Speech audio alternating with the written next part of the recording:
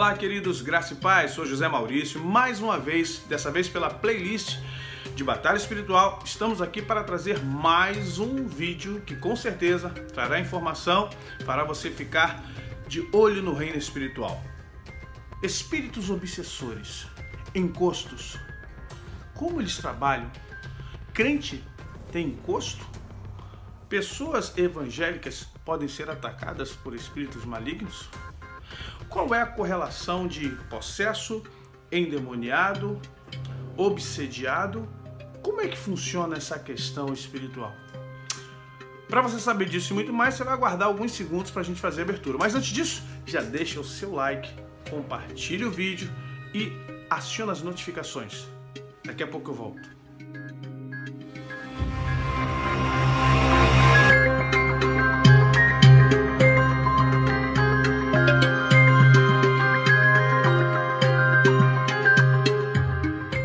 Pois bem, queridos, encostos, espíritos de obsessão. Como funciona essas coisas de demônios? Antes que alguém já venha criticar e dizer que a gente só fala de demônio, não, essa é uma playlist de batalha espiritual. Se você não gosta de batalha espiritual, você vai para a minha playlist de louvor e adoração ou para a playlist de cursos ou a área teológica, você pode ir para a playlist que eu tenho no meu canal e outras áreas mais. A playlist de Batalha Espiritual só vai tratar disso, não adianta, por mais que a pessoa não goste. Então, não perturbe, não venha atrapalhar aqueles que gostam da matéria e querem aprender mais e fica de blá, blá, blá, blá, blá, deixando um recadinho mal criado. Blá, blá. Pelo amor de Deus, vamos crescer, amadurecer e entender o que é verdade e o que não é. Deixar de acreditar no diabo e ignorar o trabalho dele não faz com que ele saia das nossas vidas, ok? Então nós vamos trabalhar e vamos tratar hoje sobre encostos. O que é isso? Existe essa palavra encosto na Bíblia? Não. Encosto é um termo usado pelo espiritismo africano tribal, pelas religiões de matrizes africana e também por parte do espiritismo kardecista. O que é um encosto? O encosto é um demônio, é um espírito maligno que está próximo à pessoa. Por isso que o apelido é encosto, por encostar, por estar tendo suporte. Por que um espírito desse encosta nas pessoas? E os motivos são vários. Primeiro, eles estão ali porque a pessoa em questão deu brecha. Na nossa linguagem evangélica, numa linguagem técnica, abriu espaço. Infelizmente, deu condição para que ele pudesse estar ali. Vamos entender biblicamente como isso ocorre? 1 Pedro capítulo 5, verso 8, o apóstolo diz assim: vigiai, sede sóbrios, porque o diabo, vosso adversário, anda ao vosso derredor, bramando como um leão, buscando a quem possa tragar. Vamos entender que Pedro está escrevendo para quem? Para cristãos, não é isso mesmo? O apóstolo João também, na sua primeira epístola, no capítulo 5, verso 18, diz: aquele que é nascido de Deus não vive na prática do pecado. Portanto, o diabo ou maligno não pode lhe tocar ou não lhe toca nas versões mais tradicionais. Eu estou citando esse texto por quê? Porque muitos crentes dizem assim: não, nós somos de Deus, o diabo não nos toca. O que não vive na prática do pecado. Quem é nascido de Deus não vive na prática do pecado e, portanto, o diabo não lhe toca. O que faz demônios chegarem perto de nós, cristãos, crentes, evangélicos? A prática do pecado. Entenda, no reino espiritual, os semelhantes se atraem. Na física, os opostos se atraem. No reino espiritual, os semelhantes se atraem. Se você é santo, inculpável e irrepreensível para a glória de Deus, se Jesus Cristo te transportou do império das trevas para a sua maravilhosa luz, realmente o diabo não tem interesse em você, você para ele é algo que não vale a pena chegar perto, porque a santidade de Deus, o brilho da glória de Deus, a unção de Deus sobre a tua vida atrapalha a vida dele. Então, tenhamos em sã consciência que crentes podem ser, sim, encostados, podem estar sofrendo, sim, assédio e obsessão de espíritos malignos. Ainda o apóstolo João, no capítulo 1, a partir do verso 6, ele diz o seguinte, que se dissermos que não temos pecado, tornamos-nos mentirosos, e Deus, a sua palavra, não está em nós. Mas, porém, verso 9, se confessarmos os nossos pecados, ele é fiel e justo para nos perdoar esses pecados e nos purificar de toda injustiça. Vamos compreender que o diabo não toca, novamente bato nisso, porque muitos crentes pegam esses sofismas evangélicos, o evangeliquez, sabe, o Wikipedia dos evangélicos, diz assim, o diabo não toca. Como assim não toca? Não toca se houver uma correlação de intimidade em alinhamento com Deus, verdadeiramente. Se você está em santidade, se você é um santo, inculpável e irrepreensível, o diabo não tem por que lhe tocar, ele não tem legalidade sobre a tua vida. Agora, se um espírito maligno entende que você tem legalidade, ele vai encostar em você. Como um demônio encosta em nós? Por semelhança energética. Demônios têm um nível baixo de vibração. Demônios estão longe da presença de Deus, vivem em trevas. Homens em trevas, eu falo homem e mulher, também estão no mesmo nível de vibração que os demônios. Homens em luz, mulheres e homens em luz estão em alto nível de vibração, na vibração da luz. Então, nós, quando estamos em luz, estamos em Cristo, realmente o diabo não pode nos tocar. Mas quando não, ele vem, ele fica e quer fazer morada.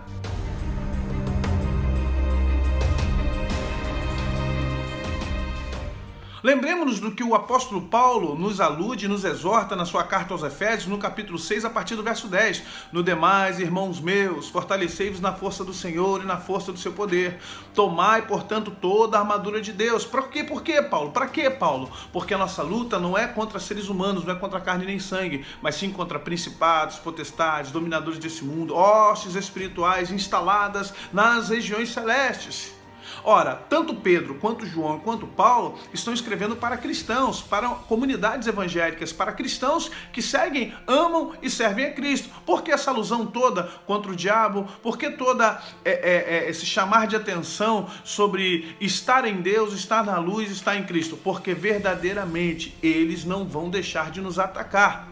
Nós temos na palavra de Deus, na Bíblia, exemplos. Eu gostaria de citar 3 exemplos, um no Antigo Testamento e 2 no Novo, para que possamos entender o que são esses espíritos malignos.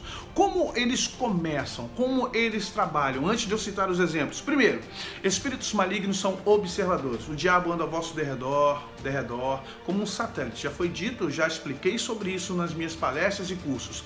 Depois, quando ele ver que nós caímos em pecado, que nós estamos em tendência pecaminosa, como é que é isso? Repetição de atitude, viver na prática do pecado.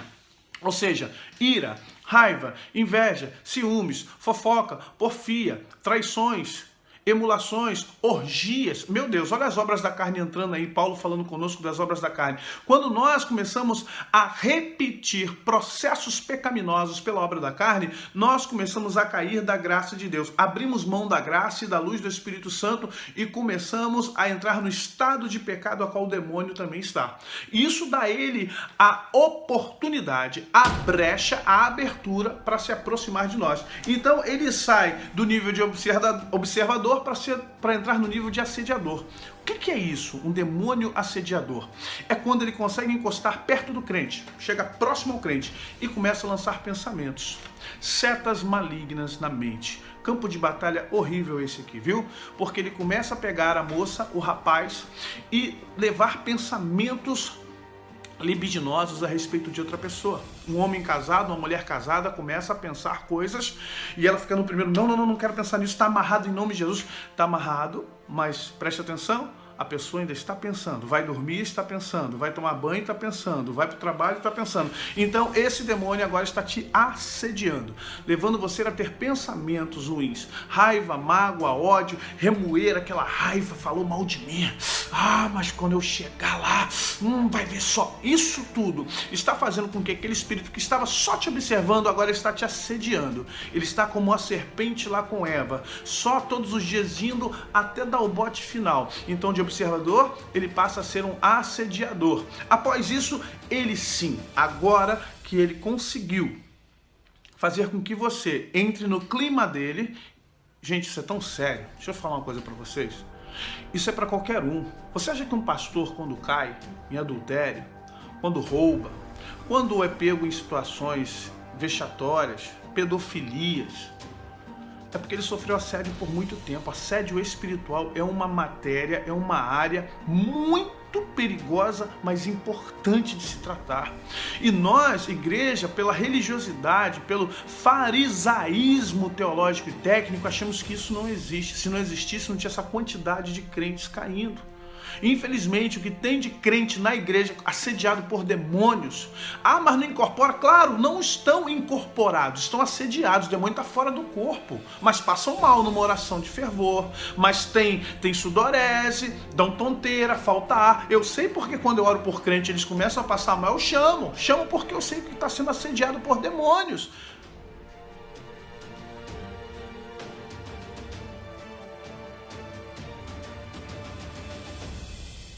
É isso mesmo, crente endemoniado. Eu falei que tinha 3 exemplos bíblicos de homens que foram observados, assediados e também sofreram obsessão maligna. Quem é? Saul no Antigo Testamento. O rei Saul tinha um espírito obsessor sobre ele, estava sob assédio demoníaco. Lembre-se que Davi era chamado para tocar a harpa para que aliviasse Saul, para que expulsasse aquele espírito maligno através da música, da adoração e do louvor de Davi, e ele tivesse paz no espírito. Mas mesmo assim, lembre-se também quando aconteceu isso, quando o Espírito de Deus saiu de Saul e foi para Davi. E Davi passou a ser um homem segundo o coração de Deus e Saul passou a ser um homem atormentado por espírito maligno. Lembre-se que Saul perseguiu Davi, colocou uma lança próximo, passou quase a Davi. Tudo isso porque ele estava sendo obsediado, assediado e por fim, infelizmente, estava possesso, explicando que possesso não significa incorporado, mas estava ali sob uma manifestação psicológica, psíquica, uma opressão maligna. Nós temos no Novo Testamento quem? Pedro e Judas. Olha o que Jesus fala para Pedro. Pedro, Satanás pediu para te peneirar ao Pai, e eu roguei por ti. Quando tu te converteres... Oh, meu Deus, que coisa, hein? Quando tu te converteres, Pedro, fortalece os teus irmãos nas fraquezas que você mesmo, hoje, não consegue. Esse homem negou a Jesus, falou palavrão.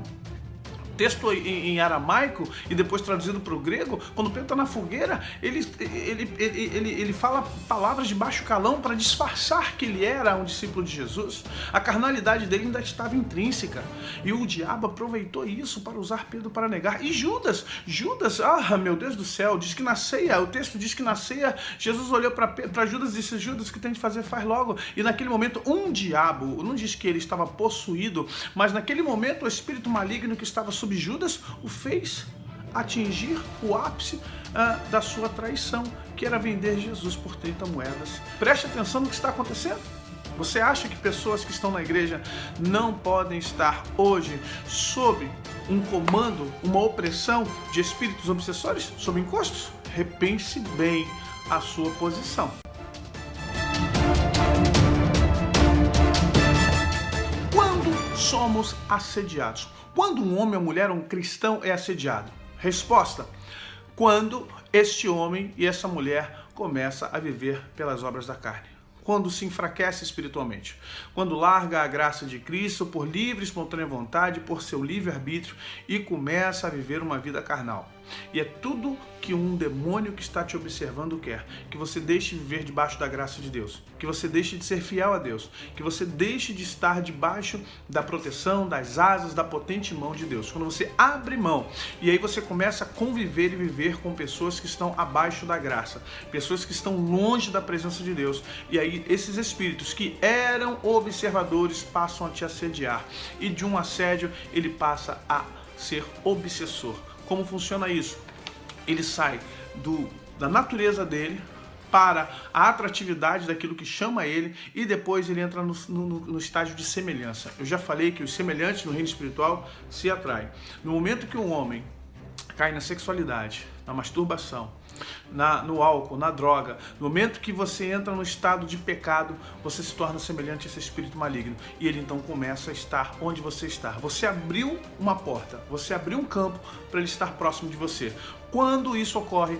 Quando nós começamos a praticar o pecado. E isso não é de um dia para o outro, é algo que acontece em médio e longo prazo.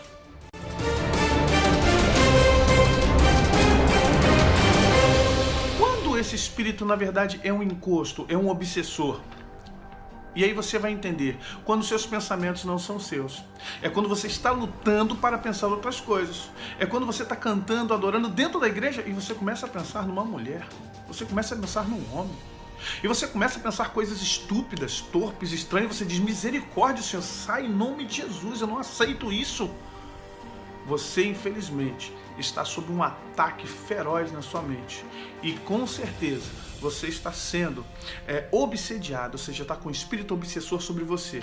E ele está mandando pensamentos direto à sua mente. Sai da igreja, sai daí. Aqui todo mundo é falso. Sai disso. Olha, Deus não quer isso para você não. E você começa a ter pensamentos estranhos. Você não consegue dormir mais com aquela paz que você dormia. Você tem sensação de que tem alguém te observando, que tem alguma coisa, uma sombra, dá a impressão que você vira e alguma coisa estava atrás de você.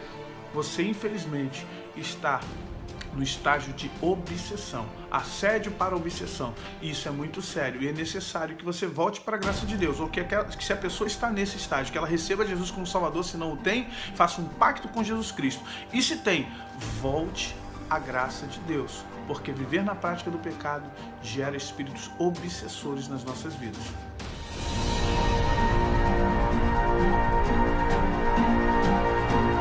Quais são as ocorrências disso a longo prazo?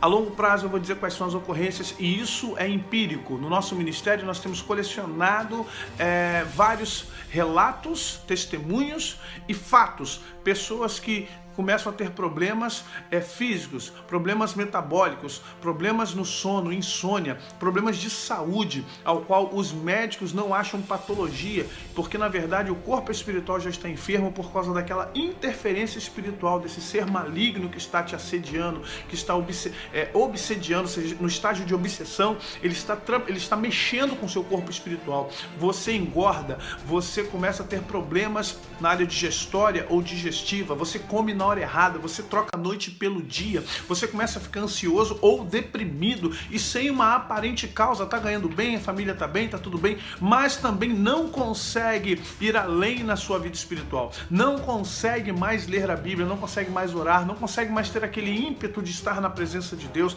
não consegue mais estar com amor, aquele primeiro amor, porque na verdade você começa agora a ser, de certa forma, atraído para outras coisas. Você luta muito para não ser atraído por isso, mas você começa a gostar de filmes que você não gostava, leituras do que não gostava, sites que você não gostava de visitar, tinha até medo de visitar, e de repente você começa a entender que alguma coisa está errada, porque você está sendo obsediado a uma obsessão, a um espírito maligno que ele conseguiu entrar através do assédio. Está com uma obsessão para te possuir. Ele quer você, nem que demore 10, 20, 30 anos, mas ele quer a sua vida, ele quer a sua casa, ele quer o que você tem. Foi para isso que ele tem lutado até hoje.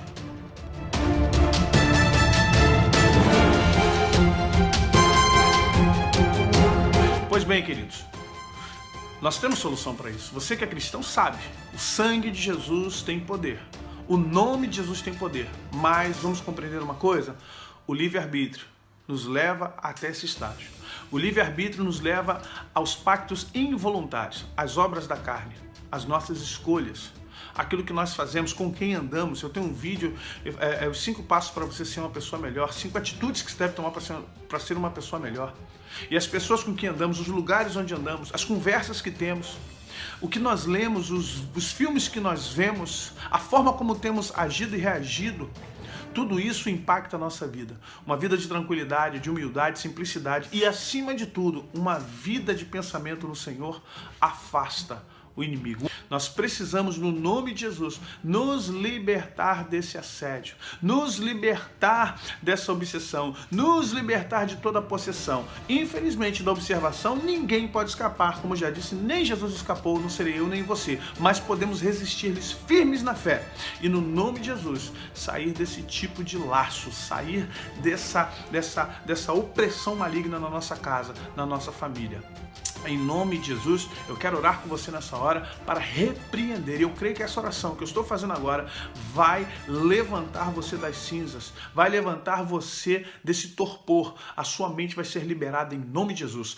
Pai eterno, no nome de Jesus, eu quero liberar uma palavra para o meu irmão, para minha irmã agora que está assistindo esse vídeo. Eu repreendo espíritos malignos nas casas, eu repreendo agora espírito maligno nas mentes que estão próximos, que estão, ó Deus, tentando afetar o corpo espiritual, a alma, a mente, a psique e o corpo do meu irmão ou da minha irmã. Eu repreendo agora em nome de Jesus com uma palavra de autoridade, uma palavra profética, no nome de Jesus. Todo espírito maligno sai agora, sai da vida do meu irmão, sai da vida deste homem e desta mulher, sai da casa casa deste homem, desta mulher.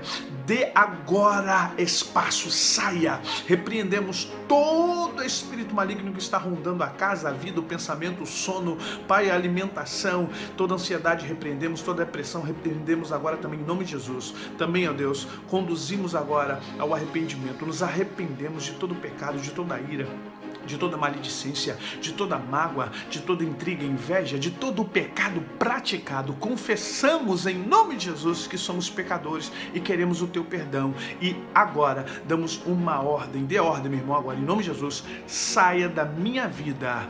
O sangue de Jesus é sobre a minha cabeça, sobre a minha vida, sobre a minha casa, em nome de Jesus. Amém. Ok, amados? Em nome de Jesus, eu peço a você que, se você foi abençoado, divulgue esse vídeo, compartilhe esse vídeo, deixe um like. O like nos ajuda a crescer como canal. Não adianta ter 1 milhão de observações, 1 milhão de visualizações. O importante é o like, o importante é a inscrição. Deus abençoe você. Até uma próxima vez. Fique com Deus. Amém.